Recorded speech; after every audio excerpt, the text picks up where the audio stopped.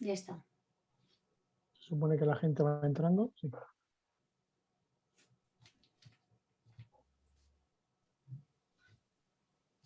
Sí, si miráis Sí, Sí, espectadores. ya están participantes, están subiendo. Buenas tardes a todos.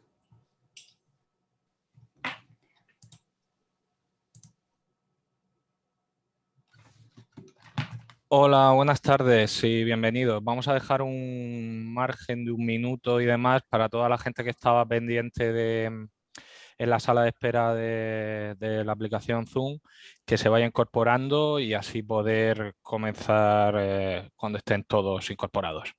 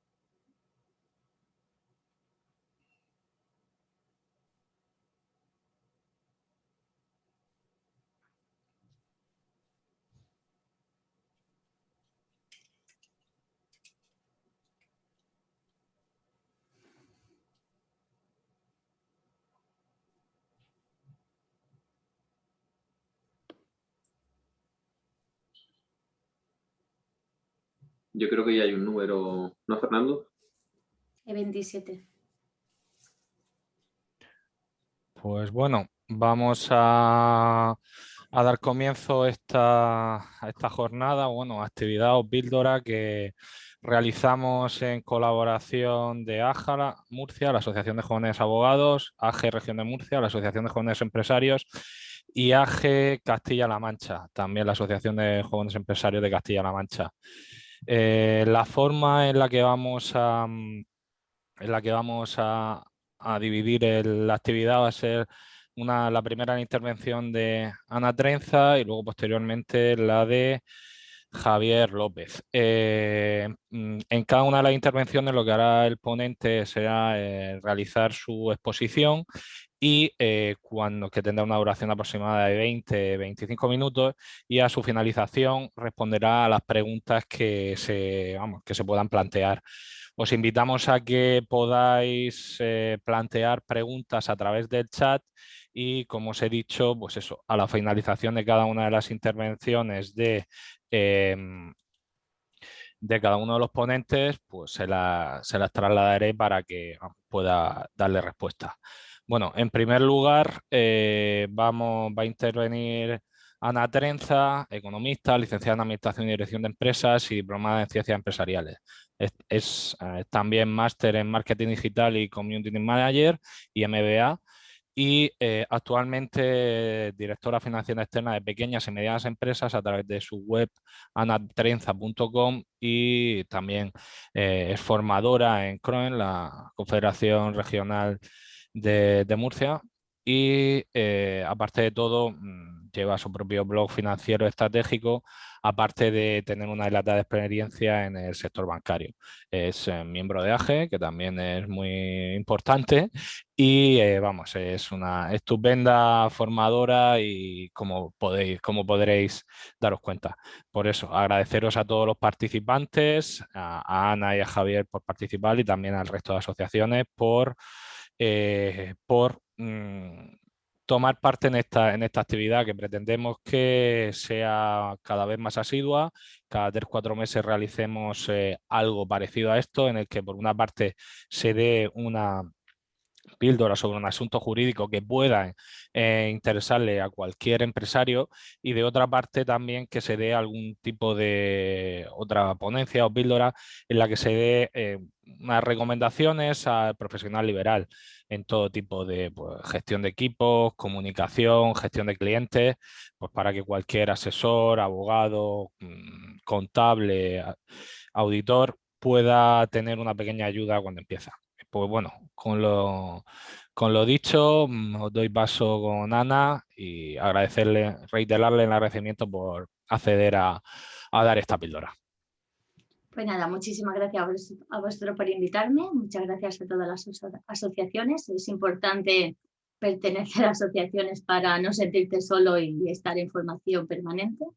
Y nada, voy a daros unos pequeños consejos, porque poquito tiempo, pero que os llevéis algo de la importancia que tiene tener una marca personal, sobre todo en el ámbito digital. Voy a compartir la pantalla.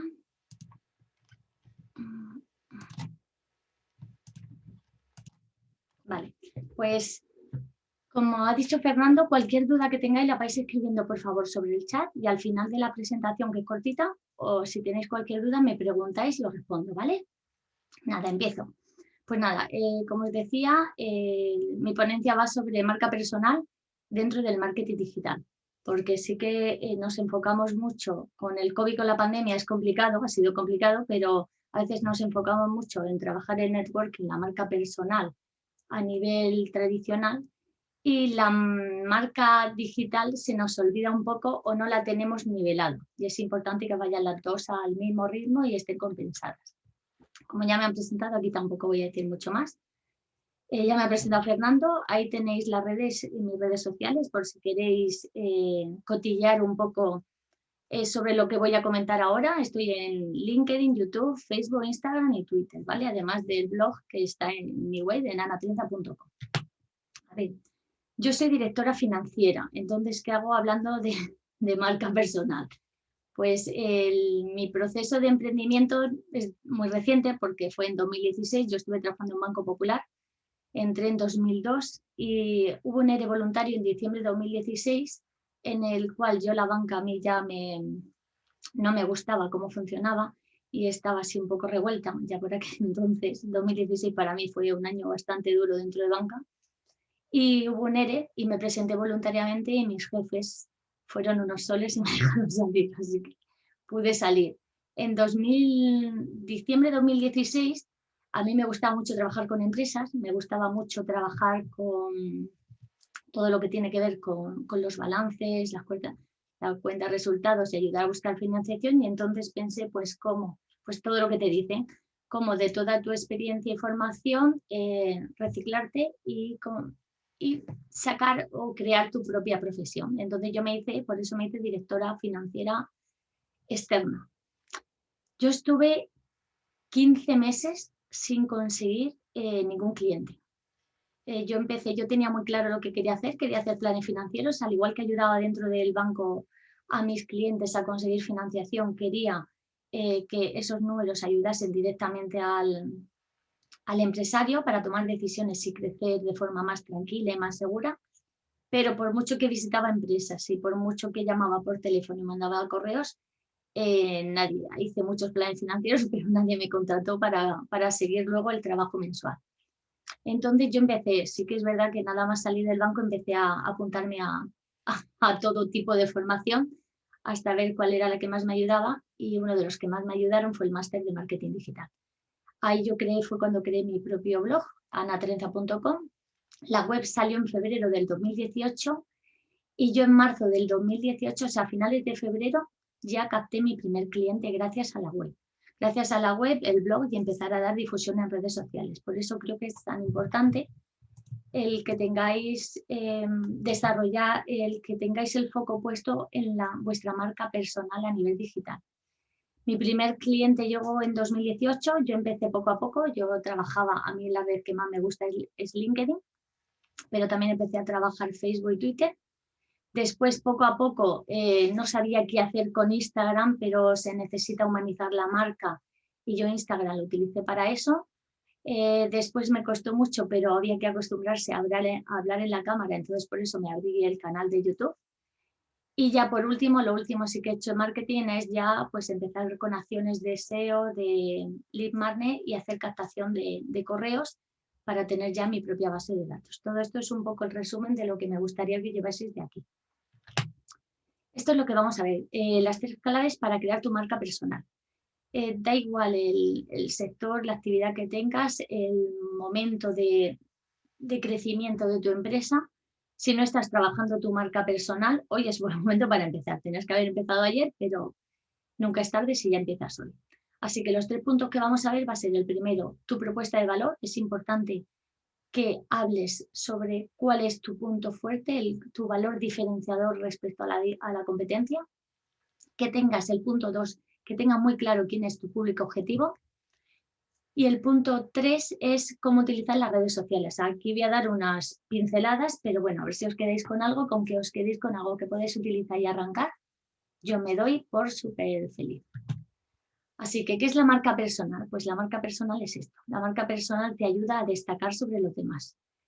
Yo puedo ser directora financiera externa o puedo ser Ana Trenza, la directora financiera externa o la experta en finanzas, en función de todo lo que tú, o lo que, en este caso lo que yo haya trabajado mi marca personal. A mí me identifican por finanzas porque yo he estado trabajando el mensaje de trabajo en finanzas y estrategia. Entonces eso es lo que tenéis que hacer, encontrar la forma con la que os sintáis cómodos y os identifiquéis para destacar de vuestra competencia. ¿Para qué sirve la marca personal? Pues básicamente sirve para pasar de un yo quiero a un profesional a yo te quiero a ti. Mi objetivo con mi marca personal no es quiero un director financiero externo, sino quiero trabajar con Ana Trenza. Pues eso es lo que tenéis que conseguir. No es fácil, es difícil, pero hay clientes que vienen diciendo quiero trabajar contigo. Pues eso vale oro. Dejar marca personal, esto es una frase típica de marca personal y es que quieras o no, dejar marca es inevitable. En el momento que tienes alguna interacción con cualquier persona, tú les estás dejando una marca. Entonces, si tú no tienes trabajada la estrategia de tu marca personal, no es que no puedas controlar siempre, pero tienes menos influencia sobre qué marca quieres dejar así no la trabajas. Entonces, ¿qué puede ocurrir si no gestionas la marca personal? Pues que pases totalmente desapercibido o crees una marca personal, estés creando inconscientemente una marca personal que no sea la que a ti te gustaría tener. Entonces es mejor tener el control y dominar la imagen que queremos proyectar antes de dejarlo en manos de un tercero. Vamos a ver de los 3 tips que vamos a ver. El primero es la propuesta de valor. Aquí tenéis una fórmula básica que a mí yo aún la sigo utilizando. La podéis modificar el orden, podéis modificar incluso podéis eliminar alguna, pero yo por ejemplo en mi caso ayudo a empresarios de éxito a crecer de forma continuada y controlada gracias a la estrategia financiera. Pues esto es un poco lo que tenéis que hacer. O sea, vosotros tenéis que transmitir en qué ayudáis, qué conseguís, que es la meta, y qué obtienen, o sea, a través de qué consiguen ese beneficio. Entonces, la primera que saquéis, si no tenéis propuesta de valor, no os va a gustar. La segunda tampoco, la tercera tampoco. Pero para llegar a la quinta o a la novena, tenéis que pasar por la primera. Así que si no tenéis propuesta de valor, empezar a trabajar ya sobre ella. Pero es importante que la gente, cuando os presentéis, esto es el típico de hola, soy Ana Trenza, soy directora financiera y ayudo, y entonces decir la propuesta de valor.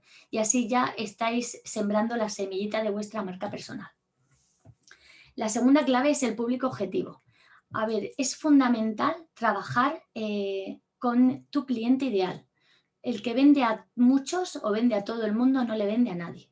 Por tanto, es importantísimo que elijáis un cliente, un tipo de cliente, un nicho de mercado, un público objetivo, un buyer persona, como lo queráis llamar, y os dirijáis solamente a ese. Para esto tenéis que analizar, y esto aunque al principio cuando lo lees y te hablan de esto, suena un poco así, suena un poco a broma, pero es tal cual. Tienes que conocer el sexo, la edad, el puesto de trabajo, si está casado, si tiene hijos, dónde vive, cómo viste, accesorios, las marcas, qué hacen el ocio, qué revistas, blogs, redes, programas, deportes, restaurantes, todo lo que podáis saber de él, incluso sus preocupaciones, sus principales preocupaciones y sus principales problemas. ¿Por qué? Porque esto os va a hacer que seáis empáticos con vuestro cliente y os va a ayudar a poneros en sus zapatos. En el momento que tú te pones en los zapatos del cliente, entiendes mucho mejor cuáles son sus preocupaciones, cuál es su problema principal y cómo tú puedes presentarle la solución para que te contrate a ti. ¿De acuerdo? Por eso es tan importante el hacer este análisis. Incluso en Buyer Persona se pone una foto, se le pone un nombre, se habla de él y se crea la historia. ¿Por qué es tan importante? A ver, esto es un poquillo la parte más técnica de la presentación, pero ¿por qué es tan importante conocer al cliente? Esto es un embudo de ventas, ¿vale? Esto es marketing puro y duro. El embudo de ventas es desde que empiezan a conocernos hasta que por fin van a comprarnos.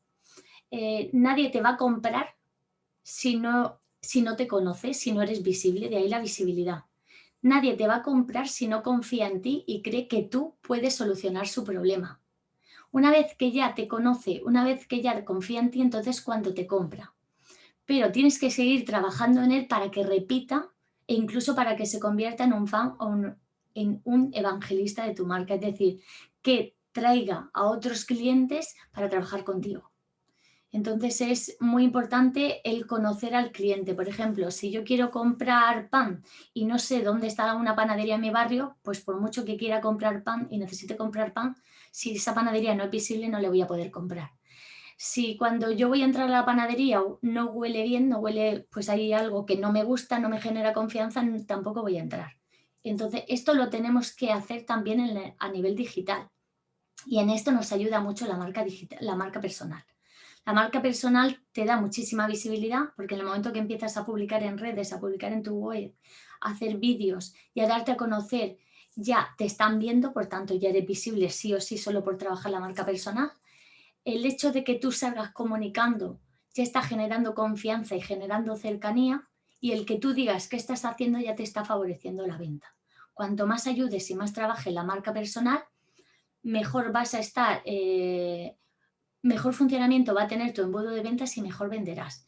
Lo de la parte de la derecha es el tráfico frío, tráfico templado y tráfico caliente. Es que el tráfico frío, al tráfico frío es muy difícil venderle, al tráfico templado es complicado, pero no imposible, y al tráfico caliente es el que te está diciendo dime el precio, mándame el contrato. Pues lo que hace la marca personal es agilizar el embudo y que llegue antes el tráfico a caliente. ¿De acuerdo? Y por último, la tercera clave, el tercer tip o consejo es cómo utilizar tus redes sociales. Las redes sociales, para utilizarlas, es mejor siempre empezar por una que tener y trabajar bien esa red que tener 3 y llevarlas a medias. ¿Por qué? Porque da muy mala imagen de marca personal de tener una red social abandonada o desactualizada, ¿vale? Así que yo os aconsejo que yo empecé por LinkedIn, Twitter lo subcontraté directamente porque a mí Twitter no me gusta, o sea, es una red que la tengo porque necesito conectar con compañeros de marketing y demás, y es importante para congresos y demás, pero yo no la suelo utilizar mucho, cada uno que utilice la que quiera, o sea, os tenéis que sentir cómodos. Facebook hay que estar sí o sí porque está todo el mundo ahí, antes o después hay que morir haciendo publicidad con Facebook. Luego yo me pasé a Instagram. A mí Instagram me costó muchísimo. Yo al ser una profesión, al ser profesional y mis redes profesionales, yo no sabía qué publicar en Instagram. O sea, estoy hablando de 2017, cuando yo empecé.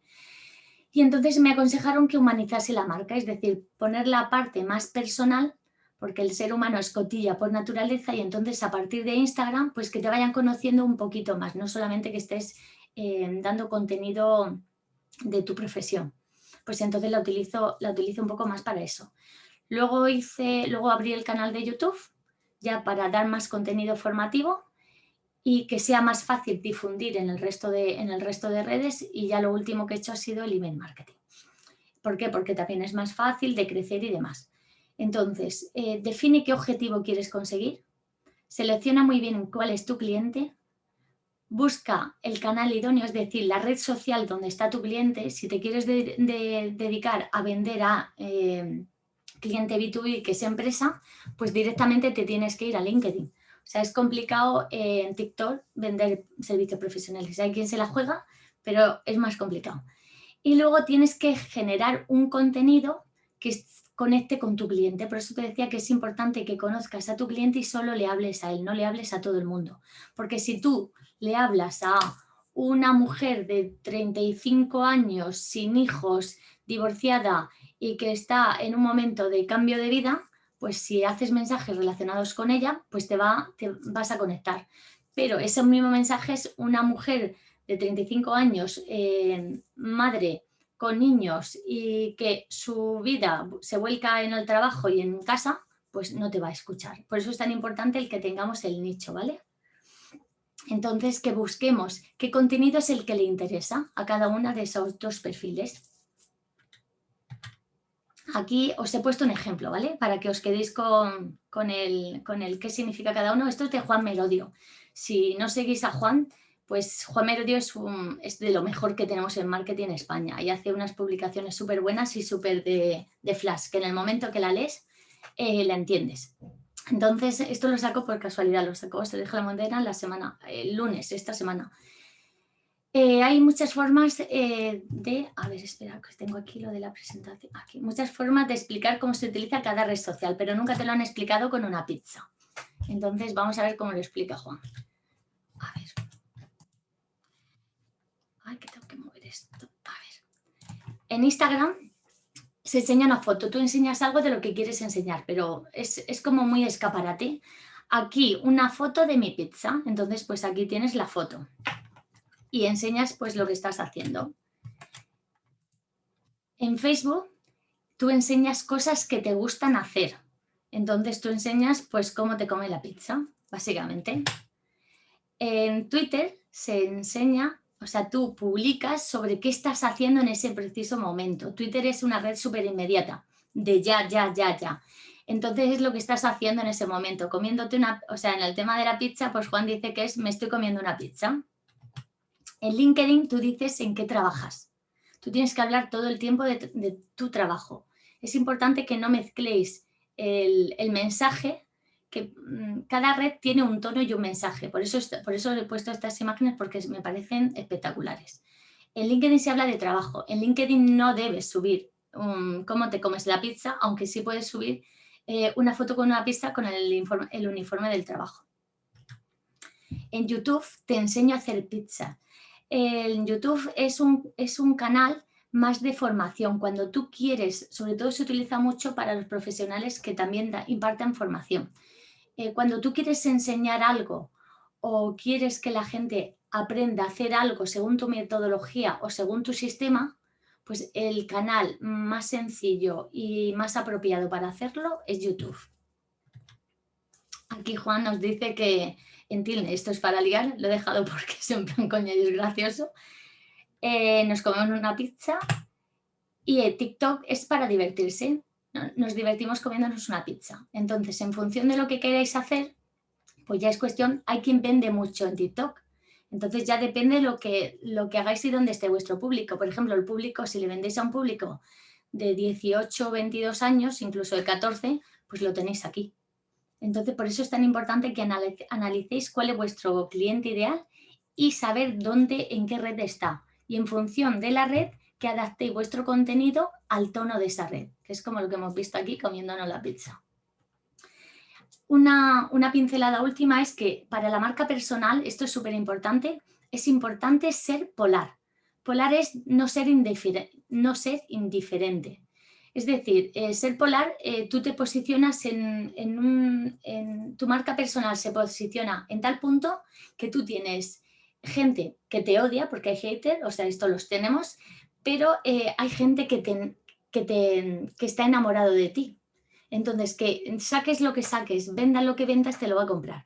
A quien no le guste da igual, o sea, no tenéis que hacerle caso a quien no le gustéis, porque vosotros estáis trabajando para quien sí le gustáis. Pero intentar agradar a todos es no gustarle mucho a nadie. Esto es haciendo el ejemplo, esto es intentar quedar bien con todo el mundo y al final terminas no teniendo ningún buen amigo. Así que es importantísimo que trabajéis vuestra marca personal, que trabajéis, elijáis una red de concreto, un perfil de cliente concreto y un mensaje concreto sobre el que os queráis diferenciar. ¿Vale? Siempre hacemos algo mejor que la competencia. Entonces tenéis que explotar eso, en qué sois diferentes. Si sois muy puntuales, muy exigentes, pues darle fuerza a eso.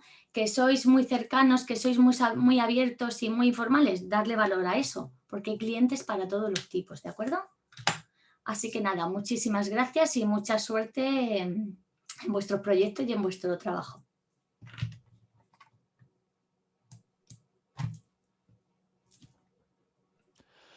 Muchísimas gracias, Ana. Muy ilustrativa la ponencia. Por la hora la pizza no nota hambre, pero bueno, si llega a ser un poco más tarde, Probablemente sí. empiezan a rugir los estómagos.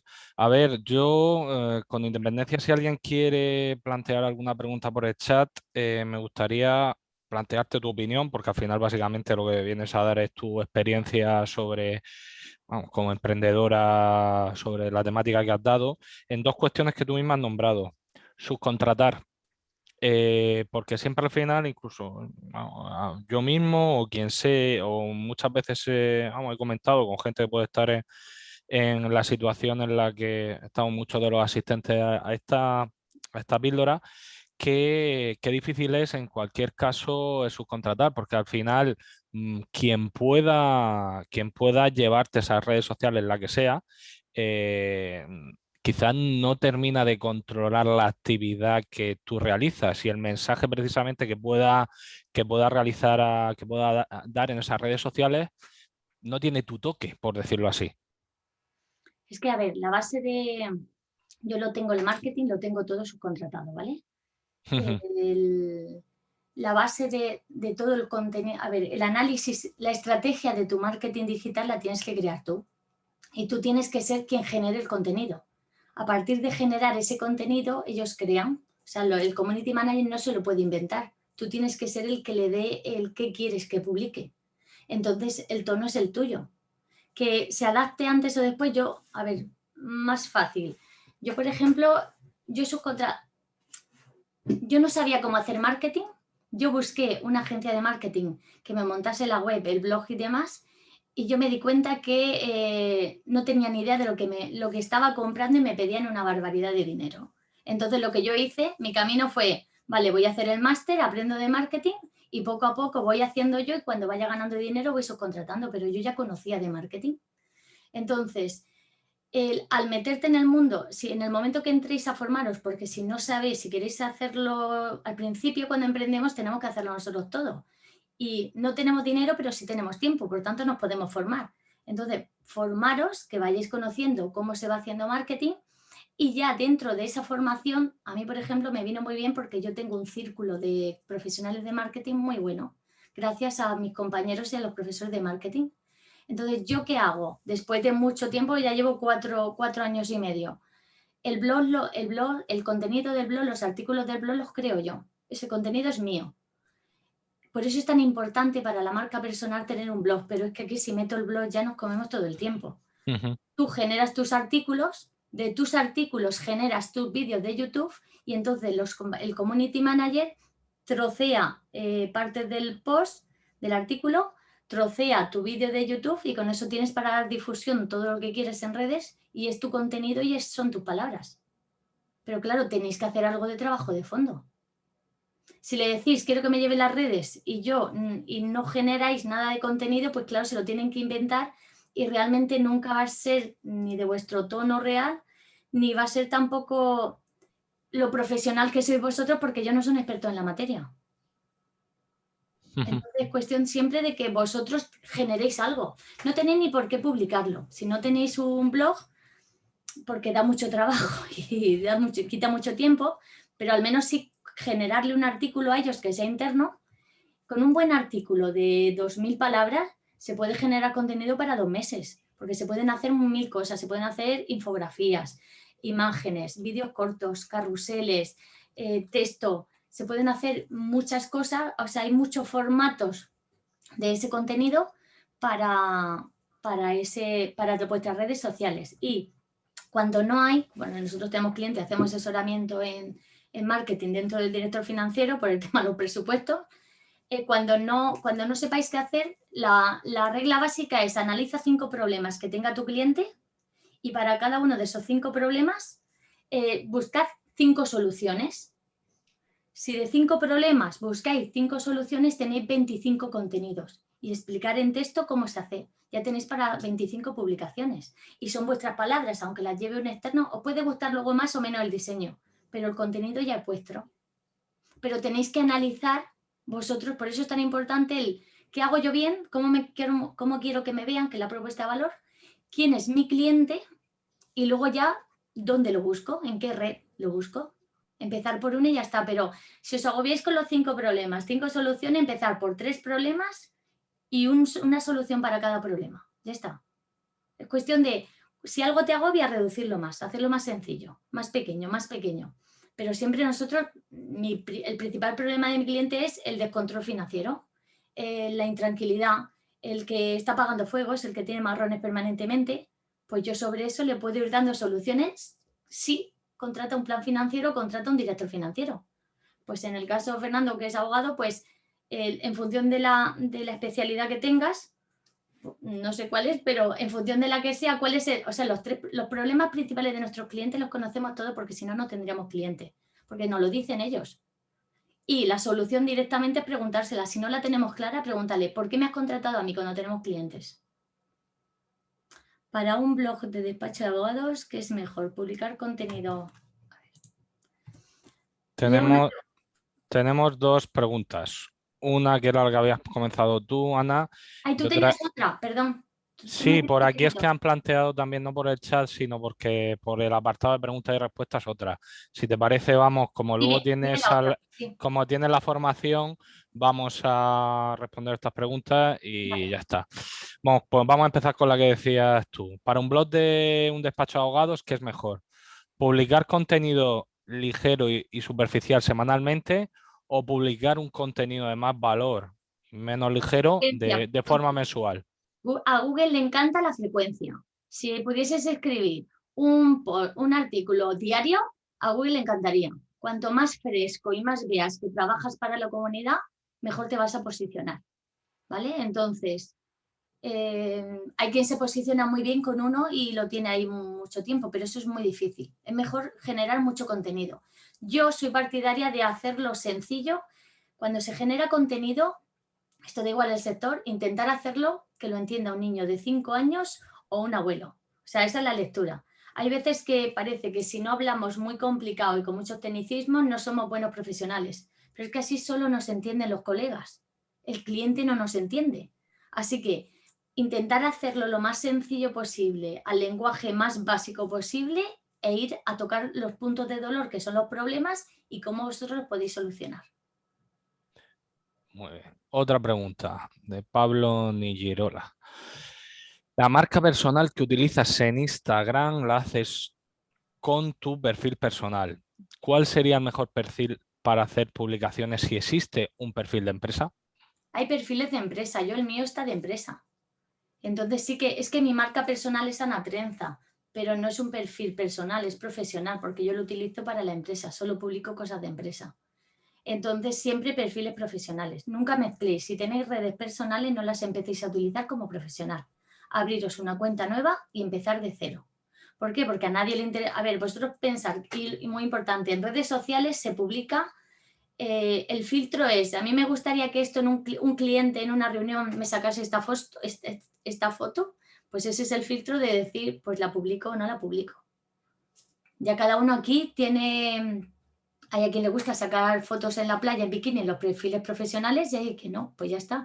Aquí esto depende cada uno de la persona y de lo que os guste mostraros. Pero a nivel personal, o sea, a nivel profesional solamente, solamente redes profesionales. No mezcléis redes una con la otra. Es importante, si sois profesionales, que trabajéis vuestro nombre. Yo soy Ana Trenza, ahora ya como ya tengo equipo y somos 5, pues estamos desviando un poco la marca, la fuerza de la marca, Mix Finanzas. Pero al principio tenéis que generaros vuestra marca y el profesional es vuestro nombre, ¿vale? Es importantísimo que un profesional se identifique por su nombre, no por una marca comercial. Pues Ana, yo te haría unas cuantas preguntas más, pero primero, no es cuestión de alargarnos más y cumplir un poco los horarios que Bueno, hemos cuando queráis establecido. quedamos otra vez, no hay problema. Exacto, y No hay aparte de todo problema. que tienes ahora una formación y hay que ser serio, dar buena imagen y llegar a la hora. Así que nada, agradecerte muchísimo tu píldora, los consejos, que supongo que todos habremos tomado muy buena nota. Y bueno, ahora pasamos a la segunda ponencia o Muchas píldora. gracias a vosotros. Gracias. Nada, a ti. Y bueno, como había adelantado en el inicio, nos acompaña Javier López, letrado del Colegio de Abogados, abogado especializado en protección de datos y privacidad de 2018. Actualmente pertenece a las firmas ePrivacidad y Égida de protección de datos, donde ayudan a empresas, empresarios y particulares a controlar lo que Internet muestra de ellos. Y nada, tal viene por parte de AJA, de la Asociación de Jóvenes Abogados de Murcia, y bueno, como Ana, agradecerle que se muestre dispuesto a participar y nada, todo tuyo, Javier. Vale, muchas gracias, Fernando. Buenas tardes a todos.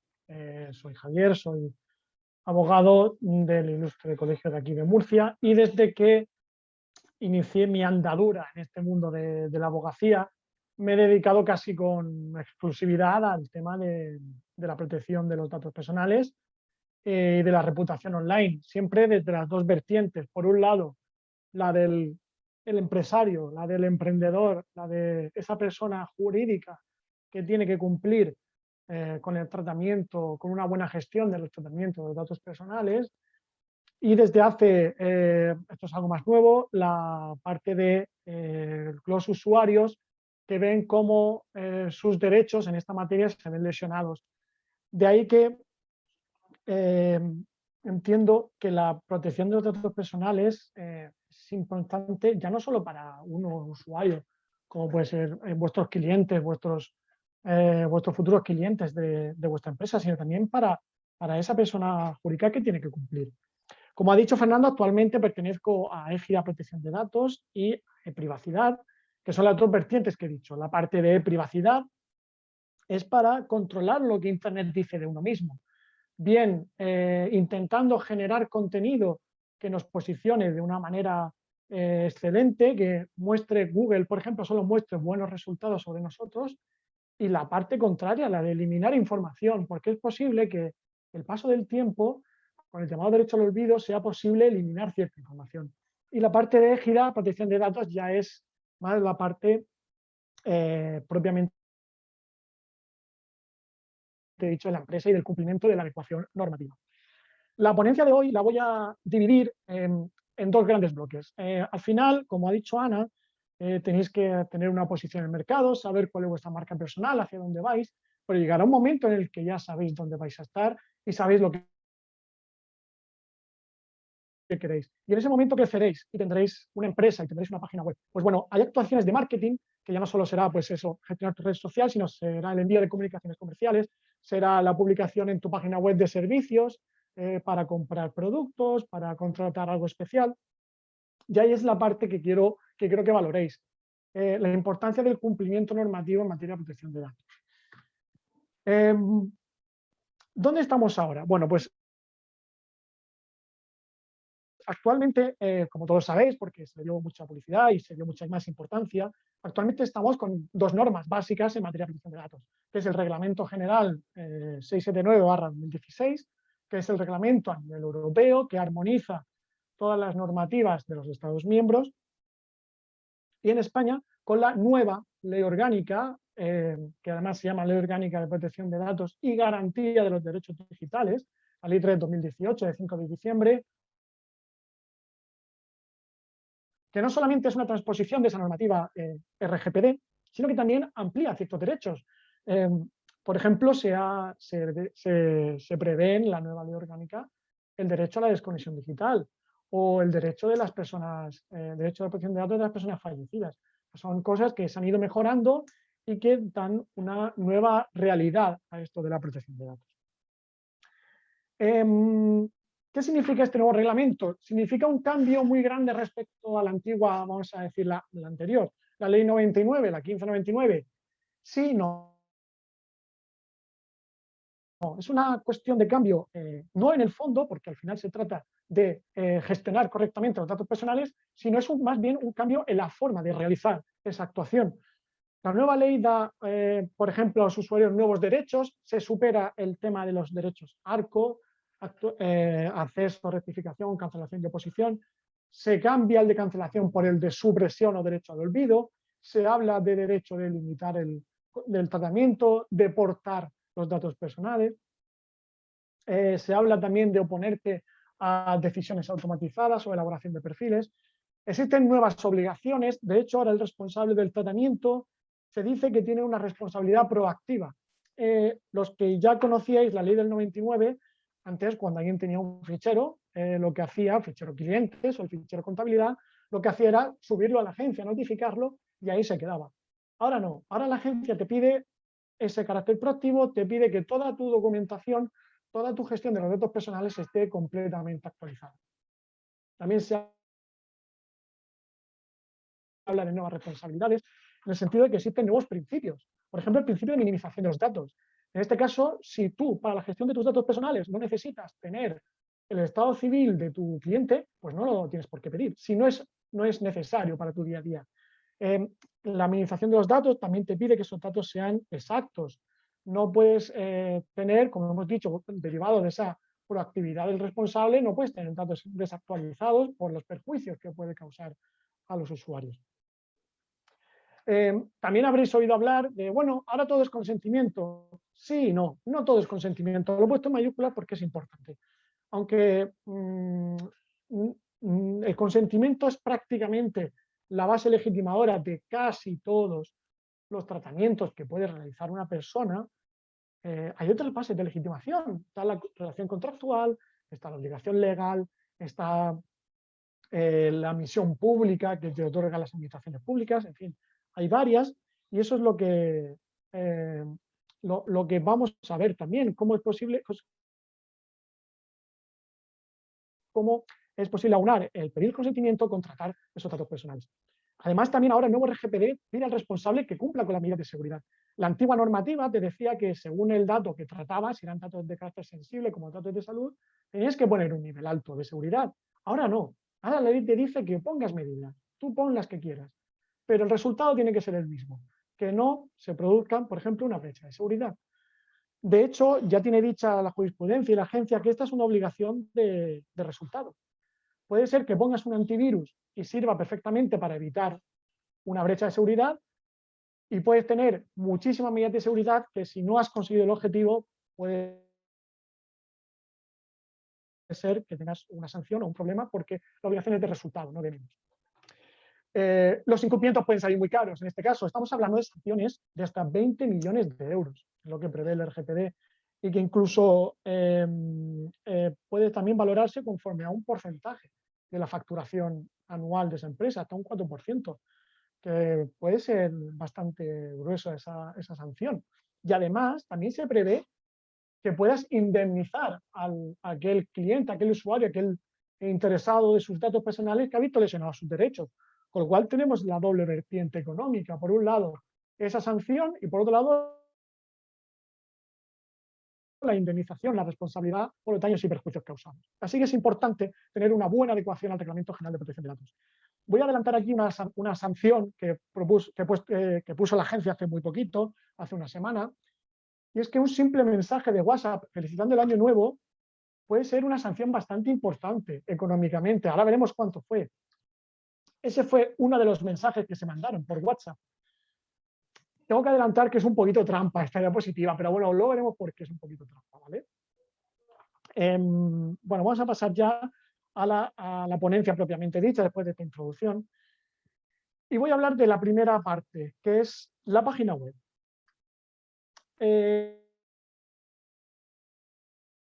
Ahora mismo todo ahora mismo Internet es el 100%, bueno, casi si no el 100%, el 99% de la entrada de futuros clientes. Estamos diciendo que la página web es el antiguo escaparate de un negocio tradicional.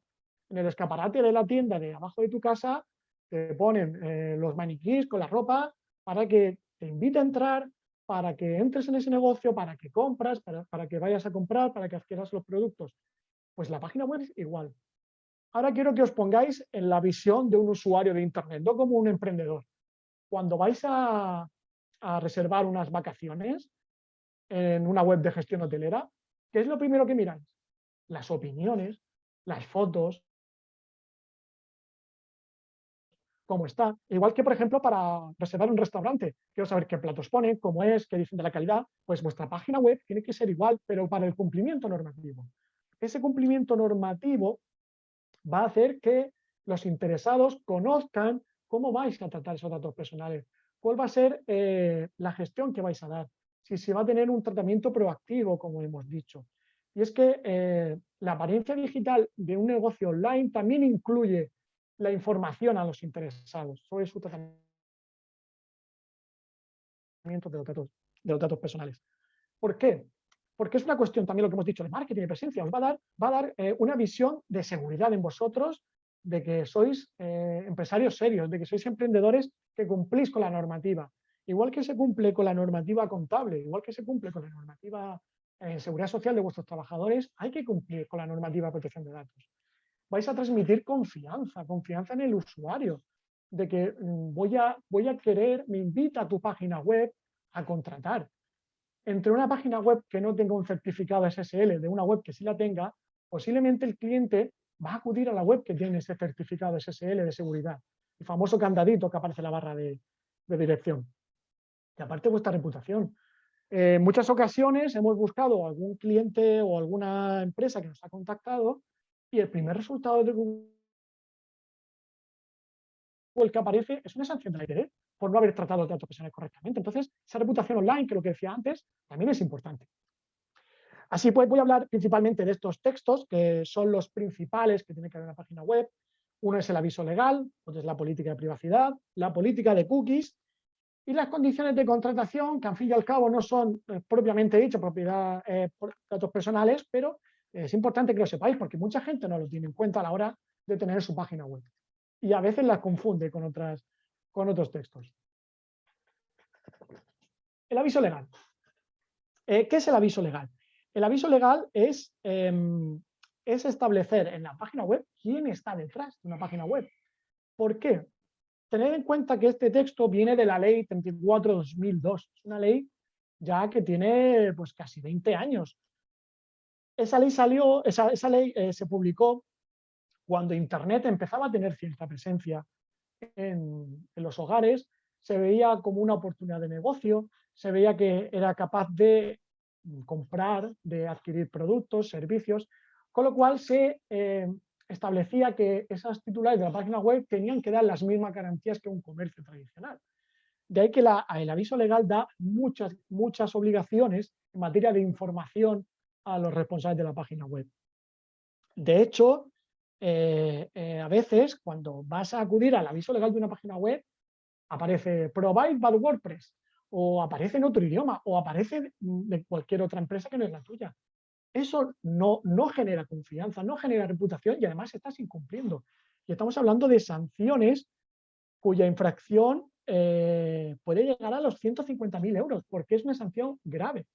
El no publicar los datos del responsable, de quién está detrás. En la ley social de la información del comercio electrónico podéis encontrar esos datos que hay que poner la denominación, hay que poner la dirección del responsable.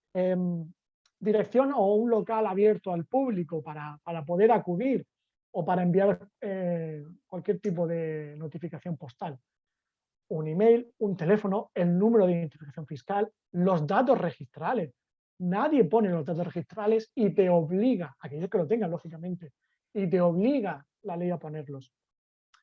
Existen otro tipo de especialidades para ciertos servicios. Por ejemplo, si te ofreces, nosotros los abogados nos ofrecemos a través de Internet para servicios, es necesario publicar nuestro número de colegiado. Además, si estamos adheridos a un código de conducta o tenemos cierto código deontológico que cumplir, hay que o indicarlo, publicarlo o añadir una dirección a la que poder encontrar ese código deontológico. Muchos emprendedores, sobre todo autónomos, cuando nos piden la adecuación, nos dicen, oye, ¿es que tengo que poner mi DNI y la dirección de mi casa? Pues sí, porque son los datos que te piden. Cuando actúas como empresario, como autónomo, actúas como empresa. Con lo cual esos datos tienes que ponerlo. Así que esto quiero que lo tengáis en cuenta. El aviso legal es la base de la información de una web. ¿Quién está detrás de esa web? Siguiente texto legal, ahora ya entrando en materia, en el barro de la protección de datos, la política de privacidad. Antes he hablado que la nueva ley de protección de datos y el nuevo reglamento hablaban del principio de transparencia, el principio de informar a los usuarios. Pues esto es uno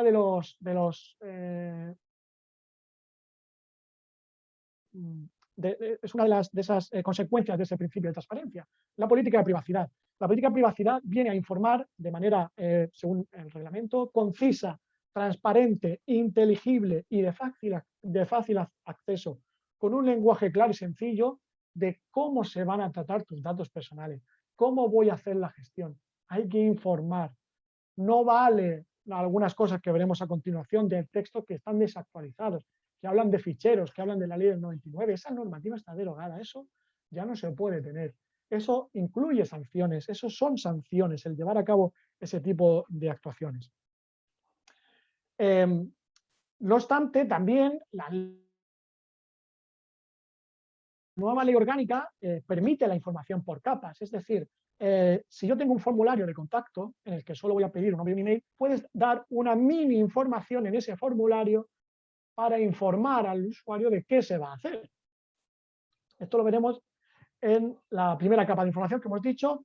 Es una información muy básica que hay que dar al interesado en el momento que se obtengan esos datos personales. ¿Qué información hay que dar? Hay que dar el responsable del tratamiento, la finalidad, los derechos. Hay que añadir un enlace permanente a esa política de privacidad. Es decir, cuando yo meta mis datos en un formulario y no sé a qué lo estoy metiendo, me tienes que informar de lo que estás haciendo. Y luego ya esa segunda capa de información es la llamada política de privacidad. Esa es el núcleo del derecho de información. Está recogido en el Reglamento General de Protección de Datos. De hecho, se prevé dos tipos de información. Una para cuando los datos personales los has obtenido directamente del usuario, en este caso de tu página web, tu formulario de contacto, y una información que tienes que dar si los datos no los has obtenido directamente del usuario. ¿Qué hay que informar en esta política de privacidad? Pues hay que informar de la identificación del responsable. Aquí hay una dualidad, porque ya te lo pide el aviso legal, pero también te lo pide la política de privacidad. Hay que informar de la finalidad, de la base de legitimación que tienes para ese tratamiento. ¿Es el consentimiento? Pues lo dice. Si es la relación contractual previa, pues hay que indicarlo. De hecho, si es la relación contractual previa, también hay que indicar qué ocurre si no doy esos datos. Si yo tengo que contratar contigo para una compraventa de ropa y no me das tu dirección, no voy a poder enviarte el pedido. Suena lógica, pero el reglamento te pide que lo indiques. Hay que poner los plazos de conservación. Hay que indicar si te basas en el interés legítimo, cuáles son esos intereses en los que te basas. En fin, la política de privacidad es algo que está ahora con la Agencia Española de Protección de Datos, está muy encima para ver si hay cumplimiento. De hecho, sacaron varias guías analizándolas y casi ninguna cumplía al 100% con lo que pide la norma y lo que pide la agencia. Aquí tenéis un ejemplo de formulario. Este formulario estaría mal. No me indica quién es el responsable, no me indica quién es la finalidad, no me indica los derechos. Lo único que sí me indica correctamente es que hay un enlace a la política de privacidad y que yo voy a poder acudir. Pero ya está, no me indica nada más. Me indica esto. Esto estaría mal. Esto sería un incumplimiento de la primera capa de privacidad. Aquí tenéis una página web que la he sacado esta mañana, porque quería hacerlo lo más actual posible, y esta web, o sea, esta política de privacidad está mal. Esta página web se enfrenta a una posible sanción. Ya veremos de cuánto es la cuantía. Pero pone la ley del 99, que ya no existe. Habla de hay un fichero automatizado titular de... Fichero automatizado vale que se puede poner, pero entiendo que se refiere a que los ficheros están en la agencia, como se hacía antes. Una cosa que ya es un poco de formación profesional. AGPD ya no existe esa dirección de la agencia, ahora es AEPD. O sea, para que veáis que esta web está un poco desactualizada y debería de continuar con su adecuación para que no tuviera ningún problema. Sobre todo si va a tratar datos personales, como dice que tiene, porque tiene un formulario de contacto. ¿Vale? Por eso quiero que tengáis muy en cuenta la necesidad de este documento, no por nada, sino porque la agencia ahora está empezando a sancionar. Ha tardado un tiempo, pero ahora está empezando a sancionar por no tener unos textos adecuados. Siguiente gran texto que está teniendo también mucho movimiento en los últimos años, las cookies, las famosas cookies. No es algo nuevo, no es algo que se recoja en el RGPD, ya la Ley de Sociedades de Información y Comercio Electrónico habla de esos archivos para conseguir información, pero en los últimos años ha tenido un gran auge, sobre todo por las cookies analíticas. Es decir, analizar el comportamiento del usuario y saber qué hace en mi página web. Dónde clica, dónde no clica, cuánto tiempo está, dónde se sale, cuánto tiempo tarda en marcharse a otra web,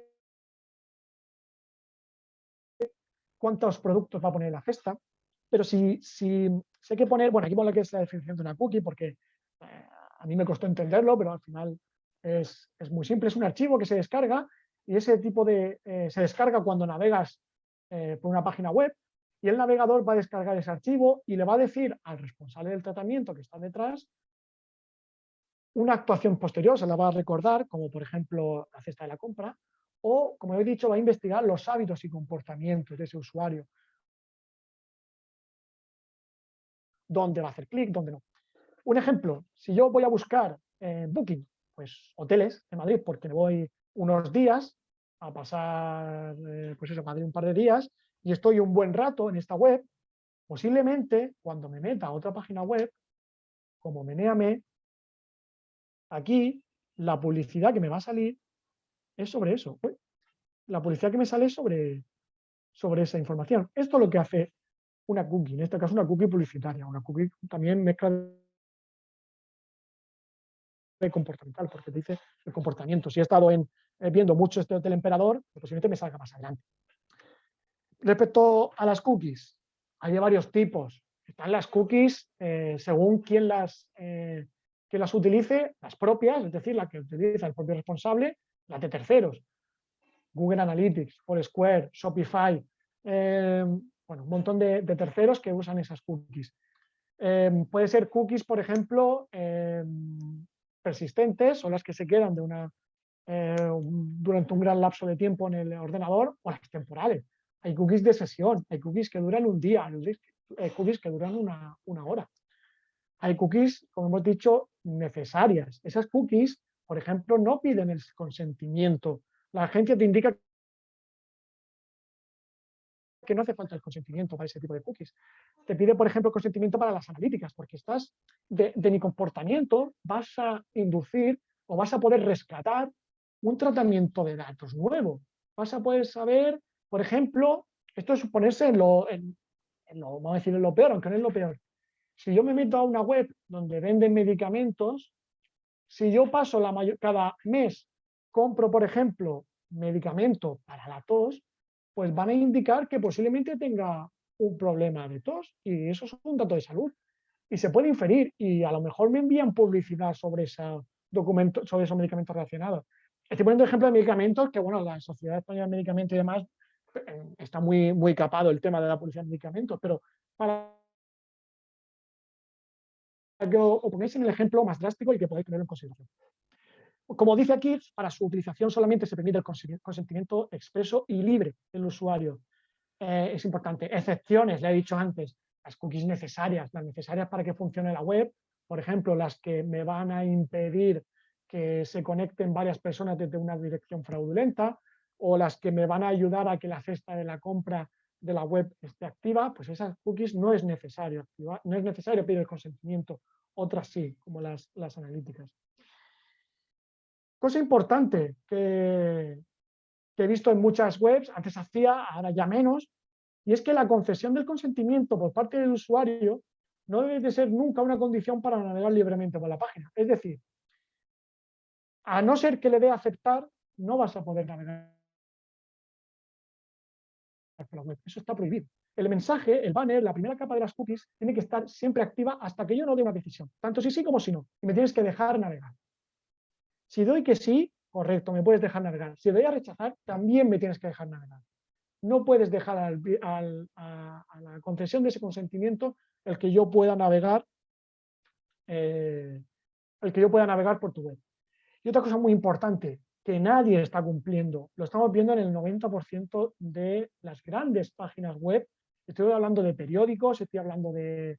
También me he metido, por ejemplo, en una página de hoteles. No lo hacía correcto, es que no pueden activarse hasta que yo no dé el consentimiento.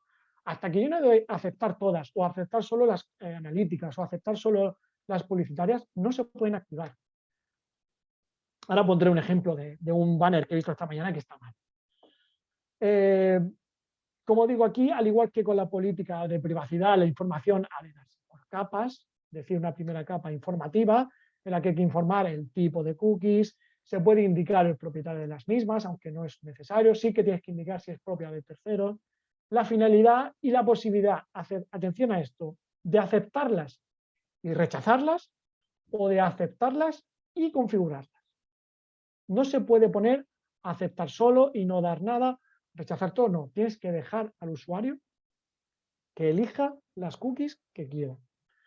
De hecho, poner demasiada información, la agencia también dice que no es una práctica legal porque confunde al usuario. No sabe dónde está, de hecho lo dice la guía de la agencia, un exceso de información puede confundir al usuario, con lo cual hay que entender el término medio sobre qué cookies estoy activando, sobre qué cookies no voy a activar y sobre qué me va a hacer y qué va a hacer otra. Y luego la segunda capa informativa es la llamada la política de cookies propiamente dicha, que al igual que de la política de privacidad hay que informar sobre ciertas cosas. Tenéis una guía de la agencia sobre estas cookies, es un poco extensa, pero bueno, está todo recogido sobre qué textos y qué información debe tener la política de cookies. Muy importante también, que muy pocas webs lo hacen, y es que si yo estoy navegando y le he dado a aceptar las cookies, se tiene que permitir que el usuario en cualquier momento pueda desactivar las cookies que quiera. Yo le he dado así a las cookies analíticas y a mitad de navegación digo no, me tenéis que añadir un botón en el que yo pueda rechazar y configurar las cookies. Esto, como he dicho, muy poca gente lo hace. Mirad, esto es un faldón que he cogido esta mañana. En principio está bastante bien, porque me da la opción de configurar, me da la opción de aceptar, me indica que hay terceros, me indica qué se va a hacer con mi perfil, que indica qué se va a hacer con los anuncios. Para mí, entiendo que esto es correcto en función de la guía. A lo mejor la agencia puede decir, demasiada información, que puede pasar, a veces un exceso de información, como he dicho, es perjudicial. Pues yo entiendo que está bien. Ahora, como veis, en la siguiente diapositiva, yo no le he dado a aceptar. Se puede ver qué web es la del marca. Pero fijaos que aquí yo no le he dado a aceptar. De hecho, está aquí el botón de aceptar, que no sé si se ve. Fijaos que ya me ha activado las cookies. Esta de GAKit son las de Google Analytics. Esto está prohibido. Esto no se puede hacer. Salvo que yo le dé a aceptar todas o aceptar unas y otras o rechazarlas, esto no puede aparecer. No puede aparecer nada más que las técnicas. Y aquí aparecen analíticas, por lo menos. Así que sepáis que esto está mal. mucha gente, cuando hacemos la adecuación, dicen, ya, pero es que esta web lo hace. Ya, pero que lo haga no significa que sea correcto. ¿Vale? Bueno, pues hasta aquí la primera parte de la ponencia. Voy a ir más rápido ahora. Es las comunicaciones comerciales electrónicas, el correo electrónico. Ahora mismo, igual que la página web, un correo electrónico tiene una gran importancia a la hora de convertir un lead en un cliente. En convertir esa información que yo doy a una persona que puede estar interesada en una venta, en beneficio. Con lo cual, como he dicho antes de la web, el correo electrónico no solamente tiene que entrar por el ojo por su atractivo, sino también por su legalidad. Hay que cumplir con todo lo que se dice, con todo lo que pide la normativa de RGPD. Y mucha gente pregunta, ¿puedo enviar correos electrónicos sin consentimiento del usuario? Bueno, pues el RGPD establece que el tratamiento de datos personales con fines de mercadotecnia directa, aquí hablamos de marketing, puede considerarse realizado por interés legítimo. Con lo cual, ¿significa eso que puedo basar legalmente el envío de comunicaciones comerciales en mi interés legítimo? Porque me lo dice el reglamento, para que yo pueda que mis usuarios conozcan mis productos y servicios. No, no se puede enviar un correo electrónico sin correo electrónico comercial. Para las electrónicas, estamos hablando aquí de las electrónicas, que es el núcleo también de esta ponencia. Marca personal, Internet y posición digital. ¿Y por qué no? Aquí hay que hacer una interpretación del RGPD y de la Ley Social de Información del Comercio Electrónico y la nueva ley orgánica. La agencia hace un par de años sacó una nota que decía que la especialidad de la Sociedad de Información del Comercio Electrónico ya recogía información sobre las comunicaciones electrónicas, con lo cual ahí se pedía el consentimiento expreso del usuario para realizar estas comunicaciones, con lo cual el RGPD no era de aplicación. Excepciones. Si ya tengo una relación contractual con esa persona y tengo un interés legítimo, puedo realizar ese envío de comunicaciones comerciales. Pero importante, con unas salvedades, que tienen que ser envíos a clientes míos, ni siquiera envío de terceros como un grupo empresarial, productos y servicios que yo ofrezca y productos y servicios por el que el usuario espera que yo envíe esos datos. Por ejemplo, en la agencia indicó a una entidad financiera de crédito que no podía enviar información comercial sobre seguros porque no entraba dentro del ámbito de lo que había adquirido ese cliente, con lo cual le prohibió ese tipo de comunicaciones electrónicas. Y además el prestador siempre debe ofrecer la posibilidad de darse de baja de ese tratamiento de comunicaciones comerciales, de oponerse al tratamiento, además de forma sencilla y gratuita. Voy más rápido porque creo que ya se me está pasando el tiempo, pero una cosa más, una consideración más. La nueva ley también te habla de que si un afectado de un interesado te dice que no quiere recibir comunicaciones comerciales, debes de indicarle que existen sistemas de exclusión publicitaria, la llamada lista Robinson. Tienes que informarle. Con anterioridad de envío de un email, oye, que no quiero recibir emails tuyos. Vale, pues que sepas que existe la lista Robinson para que nadie te envíe. Y además dice que los que pretendan realizar comunicaciones de mercadotecnia directa deben previamente consultar esos sistemas de exclusión publicitaria. ¿Significa esto que yo tengo un cliente con una relación contractual, tengo su interés legítimo, tengo que consultar ahora también que no haya dado su consentimiento para enviar estas comunicaciones? Yo entiendo que no. Se hace una versión literal de la ley, pues a lo mejor sí que te dice que la mercadotecnia directa tienes que consultar la base de datos. Pero a mi entender, con una interpretación integradora de las dos normativas, de la LICE y de esta, entiendo que no es necesario porque yo tengo una base de legitimación, que es la relación contractual y esos productos y servicios que he mandado con anterioridad. Muy rápido por encima de esto. Gestores de correo no europeos como Mailchimp, ¿están permitidos? No, no están permitidos actualmente, porque no existe el llamado Privacy Shield, el escudo de privacidad que regulaba las transferencias internacionales entre Europa y Estados Unidos. Actualmente, todo este tipo de tratamiento de datos, ya sea Google, Microsoft, todo esto que se hace con estas operadoras que tienen su sede en Estados Unidos, no están amparadas por ninguna ley, son ilegales. ¿Significa esto que la agencia, esto es percepción mía, va a venir la agencia a sancionar En principio no, porque tienen que elaborar esto, pasó ya hace mucho tiempo con el Safety Harbor, pero ahora ya la agencia sé que está trabajando para poder cubrir esas necesidades de transferencias internacionales. Y ahora vamos con la parte final, ya te prometo, y la más importante, las sanciones. ¿A qué me puedo exponer? Por ejemplo, en el procedimiento sancionador 126/2020 se multó con 3.000 euros a una empresa por utilizar frases poco concisas en el banner de cookies. Nuestra tienda usa cookies para mejorar la experiencia de usuario.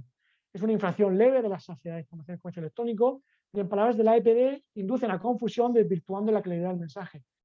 Infracción leve, 3.000 euros. Esto a un emprendedor puede hacerle mucho daño. Cosa que nos puede pasar a todo el mundo. Enviar un email sin copia oculta. Sanción, pero de apercibimiento, porque se mandó a 8 destinatarios. El reclamado remite un correo electrónico sin copia oculta, lo que significa que no ha llevado a cabo las medidas técnicas de seguridad que decía antes. Esas medidas que tienes que poner para evitar que pase esto. Aquí es una sanción de apercibimiento, pero hay otra sanción de 600 euros, que también recogió la agencia por haber mandado sin copia oculta. Por no poner una política de privacidad en la web, pues una multa de 1.000 euros. Pues fijaos que ya tenemos 3.000 euros de multa por no tener un banner de cookies correctamente y 1.000 euros por no tener una política de privacidad conforme a lo establecido en la normativa. Y lo que he dicho al principio sobre mandar un WhatsApp felicitando el año, pues la multa fue de 3.000 euros, pero viene con un poquito de trampa. Os lo resumo rápidamente. Una empresa manda un WhatsApp a un cliente informándole de publicidad. A través de WhatsApp, ese cliente dice: no quiero que me mandéis más comunicaciones comerciales, por favor, borrad mis datos. A los 3 meses, año nuevo, la empresa manda el mensaje de felicitación de nuevo que hemos visto. Vuelve a indicar: por favor, os dije que borrarais estos datos. No quiero que me sigáis mandando comunicaciones. Esta empresa dijo, además que está por ahí escrito en la resolución: una felicitación del año no hace daño, pero de todas maneras atendemos tu solicitud. A los 3 días volvió a mandar un email publicitario, con lo cual se sanciona por 3.000 euros por no atender el derecho de supresión del artículo 17. No obstante, que hay una posible doble sanción que no se ha hecho: el no atender los derechos y, por otro lado, el mandar publicidad sin consentimiento. Para acabar, las dudas rápidas. ¿Puedo enviar un email publicitario de mi negocio a cualquier usuario? No. Se necesita consentimiento expreso, salvo la relación contractual previa, ese interés legítimo que tiene el responsable. Y en mi página web solo hay un pequeño formulario de contacto en el que recabo nombre y correo electrónico. ¿Tengo que adecuar mi página web? Sí. Sí tiene que adecuar, de mayor o menor intensidad, porque no se trata de cuántos datos recabas, sino se trata de si tratas o no datos personales. Hasta aquí la ponencia. Creo, no sé si he ido muy rápido, el tiempo se me ha echado encima. Pido perdón si he tratado un poquito más de lo establecido, pero bueno, creo que es un tema interesante, creo que es un tema que tenéis que tenerlo en cuenta. Aquí tenéis mis datos de contacto y nada, para cualquier cosa estoy a vuestra disposición. Muchísimas gracias. Nada, Javier, muchas gracias. A ver, la pantalla. Vale, ya hemos recuperado. Bueno, gracias por tu ponencia, ha sido muy completa, muy condensada. Yo voy a confesar que he aprovechado para actualizar el pie de mi correo electrónico. Eso también. No he hablado ya de eso porque si no sería... No, lo he tomado como una indirecta. Me ha venido muy bien, porque ya lo he corregido y ya lo he actualizado. Así que, pues nada, vamos a pasar a... Tenemos algunas preguntas por aquí, por el chat, ¿vale? A ver, mira, te digo. Nos pregunta José Antonio Aranda Almansa qué se considera medios necesarios o suficientes para evitar la brecha y qué medios habría que poner en marcha. Vale. Como he dicho antes, la agencia actualmente dice que, bueno, la ley dice que hay que poner medidas de seguridad. Una buena base a tener en cuenta son las medidas de seguridad que había antes con la ley del 99. Nivel bajo, nivel medio, nivel alto. Ahí aparecen ciertas actuaciones que hay que tener. Por ejemplo, una política de seguridad, tener un cambio de contraseñas cada 6 meses, cambio de contraseñas cada año. En fin, hay muchas medidas.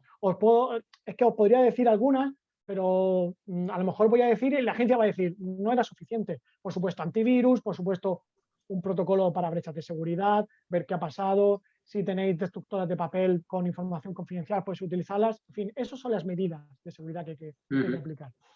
Vale. A ver, tenemos aquí otra pregunta de Carmen Dicenta. pregunta que qué gestor de correo recomiendas.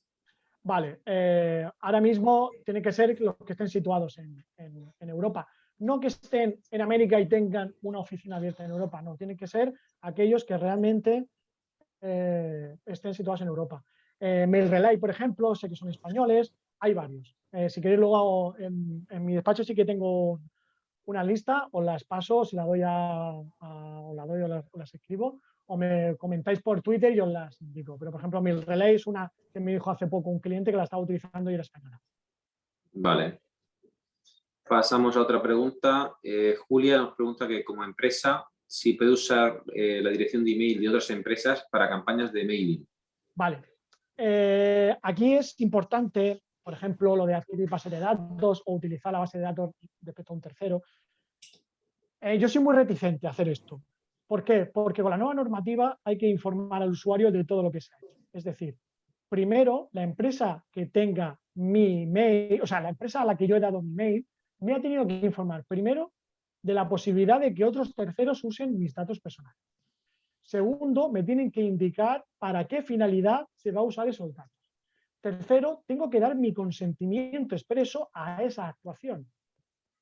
Y lo segundo es que una vez que se va a usar esos datos de terceros, yo tengo que informar a ese usuario de lo que va a suceder, de dónde ha adquirido sus datos, de dónde los he cogido, y tengo que informarle de una oposición, y además, a oposición a ese tratamiento, y además dice la normativa que a más tardar en la primera comunicación en el plazo de un mes.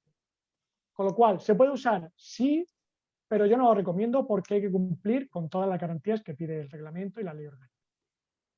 Vale, perfecto. Pues no tenemos más preguntas. Yo, por mi parte, te preguntaría,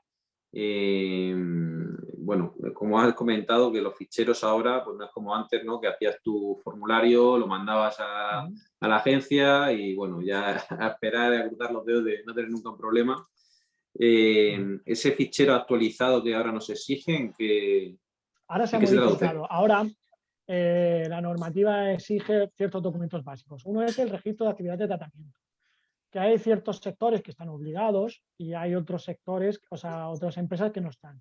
Si la empresa tiene más, creo que era de 250 trabajadores, sí que están obligados, pero es un documento que puede servir para esa gestión de los datos personales. El llamado registro de actividad de tratamiento. Ahí se va a indicar qué tratamientos haces en tu día a día, por ejemplo, gestión contable y fiscal, gestión de clientes, gestión de la página web, envío de publicidad. Ese sería uno de los documentos.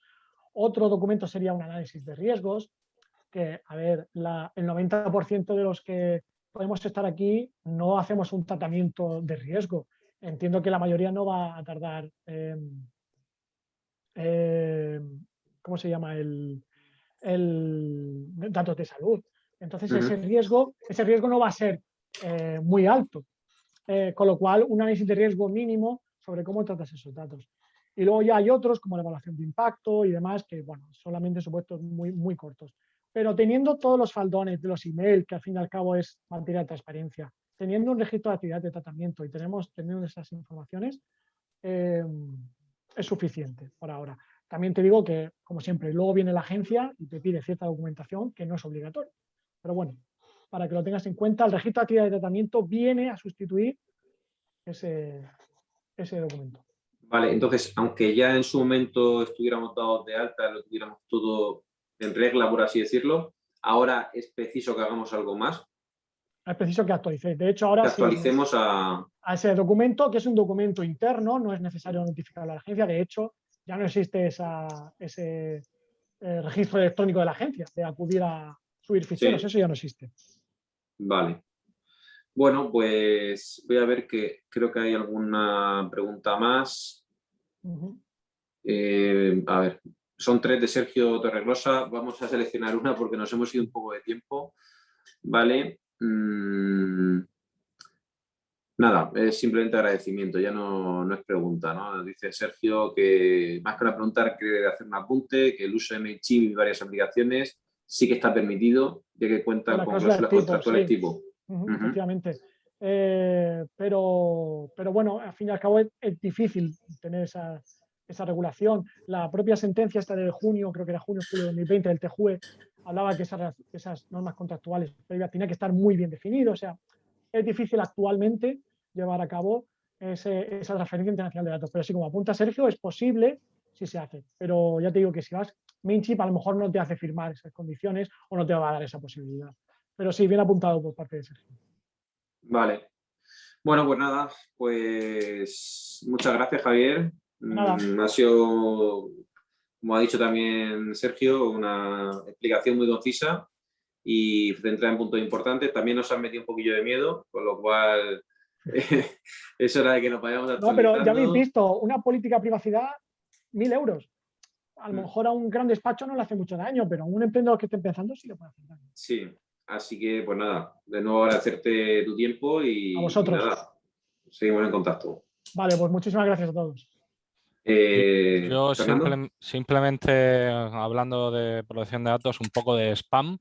Recordaros que tenemos un convenio firmado entre AJA, la Asociación de Jóvenes Abogados de Murcia, y AGE, y que, digamos, para cualquier cuestión que podáis hay una serie de beneficios para quien quiera asociarse a la Asociación de Jóvenes Abogados, que es casi tan buena como la AJA. O más. Muy bien. Pues nada, ya con esto cerramos la jornada. Muchas gracias a todos y nada, nos vemos en próximas actividades que hagamos conjuntas. Buenas tardes. Gracias, Javier. Hasta luego.